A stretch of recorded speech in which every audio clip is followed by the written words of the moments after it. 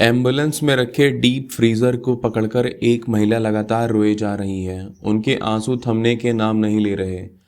मेरा भाई कहते हुए वो बिलख रही हैं। यह एम्बुलेंस राजस्थान में कोटा के एमबीएस अस्पताल के मॉर्चरी के सामने खड़ी है। मॉर्चरी के बाहर पुलिसकर्मी कागजी कार्रवाई कर रहे हैं। आसपास कुछ छात्र भी हैं।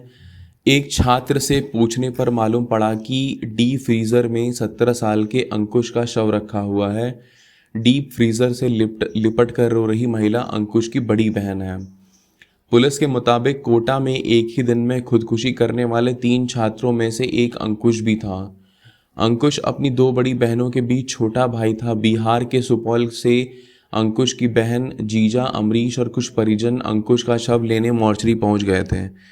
वो इस स्थिति में नहीं थे कि हमसे बात कर सकें। आंसू बहाते हुए वो रूंधे गले से उन्होंने बस इतना कहा कि पढ़ाई में अच्छा था, कभी नहीं बताया क्या परेशानी थी।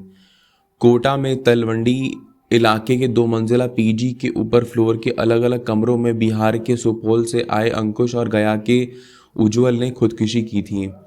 इस मकान में रहने वालों से बात करने पर मालूम पड़ा कि करीब 50 साल की एक महिला बाहर बाहर आई और बोली, हमने सब कुछ पुलिस को बता दिया है। कोटा कलेक्टर ओपी बुनकर ने बीबीसी से कहा, एक स्टूडेंट के अफेयर का मामला सामने आया है।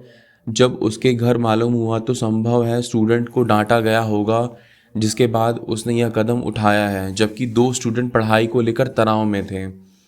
कलेक्टर बुनकर ने कहा, एक स्टूडेंट लगभग महीने भर से कोचिंग नहीं जा रहा था।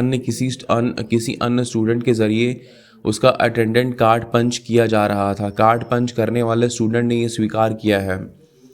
कोटा शहर के पुलिस अधीक्षक केसर सिंह शेखावत ने बीबीसी से कहा, तलवंडी में बिहार के अंकुश और उज्जवल ने कुन्हांडी में मध्य प्रदेश के प्रवण वर्मा ने खुदकुशी की है। मौत का कारण पूछने पर एसपी शेखावत ने कहा, शुरुआती जांच में पढ़ाई के तनाव का कारण सामने आया है।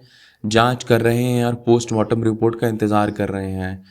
तीनों स्टूडेंट्स के शव पोस्टमार्टम के बाद परिजनों को सौंप दिया जाएगा। कोटा में यूपी बिहार से सबसे ज़्यादा छात्र। कोटा में राजीव गांधी नगर इलाके के तलवंडी, जवाहर नगर, विज्ञान विहार, दादाबाड़ी, वसंत विहार और आसपास के इलाकों में करीब 1.25 लाख स्टूडेंट रहते हैं, जबकि लैंडमार्क इलाके में 60,000 तक रहते हैं। इसी तरह हज़ारों की संख्या में छात्र कोरल पार्क, बोरखेड़ा में भी रहते हैं।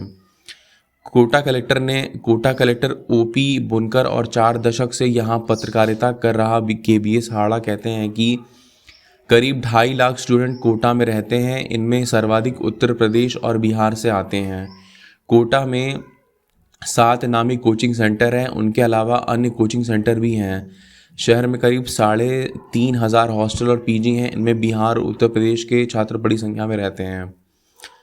सड़कों पर बड़ी संख्या में छात्र। लैंडमार्क इलाके में आप जिस भी सड़क से गुजर जाएं, वहाँ बड़ी संख्या में आपको 16 से 20 साल के स्टूडेंट कंधे पर बैग लटकाए कोचिंग और हॉस्टल की ओर तेज़ी से जाते दिख जाते हैं। नाम न छापने की शर्त पर एक कोचिंग संस्थान से जुड़े शख्स ने बताया, बच्चों को स्कूल में दाखिला भी कोचिंग संस्थान अपने स्तर पर कराते हैं। स्कूल में डमी स्टूडेंट की तरह दाखिला होता है और कोचिंग में नीट जेईई की तैयारी कराई जाती है। इससे सभी बच्चों में तनाव और पढ़ाई का दबाव बनता है। यहीं एक हॉस्टल में हमारी मुलाकात हुई हॉस्टल संचालक कुंज बिहारी नागर से। वे 9 हॉस्टल चलाते हैं जिनमें 500 छात्र रहते हैं। कुंज बिहारी कहते हैं कि स्टूडेंट्स को हॉस्टल छोड़ने के बाद 6 महीनों से 1 साल तक अभिभावक बच्चे से मिलने नहीं आते। हम बच्चों का ध्यान रखते हैं। किसी बच्चे की शिकायत उनके घर करें तो माता पिता की गलती तक स्वीकार नहीं करते। राजीव गांधी नगर के आसपास इलाके में कोचिंग के बाहर हज़ारों छात्रों की संख्या में साइकिल खड़ी नज़र आती है। शाम के समय सड़क पर छात्रों का हुजूम लग जाता है। खुदकुशी का जिम्मेदार कौन? छात्रों को खुदकुशी की खबरें लगातार सामने आती रही हैं। अधिकतर मामलों में पढ़ाई के तनाव के कारण बताया जाता है, लेकिन क्या छात्र ही इसके जिम्मेदार हैं? इस पर वरिष्ठ पत्रकार केवीएस हाड़ा कोचिंग संस्थानों में आपसी प्रतिस्पर्धा, हॉस्टल पीजी का वातावरण और विज्ञापनों के लोभ में कमियां उजागर नहीं करने वाली मीडिया को जिम्मेदार ठहराते हैं। उनका मानना है कि पुलिस प्रशासन अपनी जिम्मेदारियां बखूबी नहीं निभाता। यह भी बड़ा कारण है कि कोचिंग संस्थान मन मुताबिक नियम से छात्रों को तनाव देते हैं। कोटा के सिटी एसपी केसर सिंह शेखावत के मुताबिक कोटा में साल 2011 से अब तक 135 कोचिंग छात्रों ने आत्महत्या की है। इस साल 14 स्टूडेंट ने सुसाइड किया है। स्थानीय प्रशासन के मुताबिक 2017 में एक महीने में 24 छात्रों ने खुदकुशी की। इस दौरान दिल्ली के वरिष्ठ पत्रकार नीलम गुप्ता ने कोर्ट से इसकी रिपोर्ट मांगी थी। उन्होंने अपनी रिपोर्ट मुंबई के टाटा इंस्टीट्यूट ऑफ साइंस के रिसर्च का हवाला दिया था, जिसमें स्टूडेंट की खुदकुशी का कारण बताया गया था।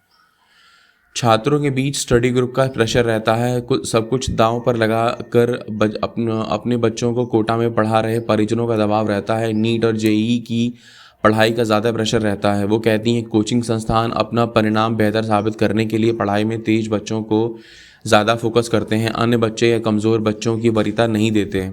इन बच्चों के बीच ये भी एक तनाव का बड़ा कारण है। कोचिंग संस्थानों की क्लास टाइमिंग और शेड्यूल भी एक बड़ा फैक्टर है। सप्ताह में 7 दिन क्लास और त्योहारों पर भी छुट्टियां नहीं मिलती। बच्चों में मानसिक तनाव पैदा हो जाता है।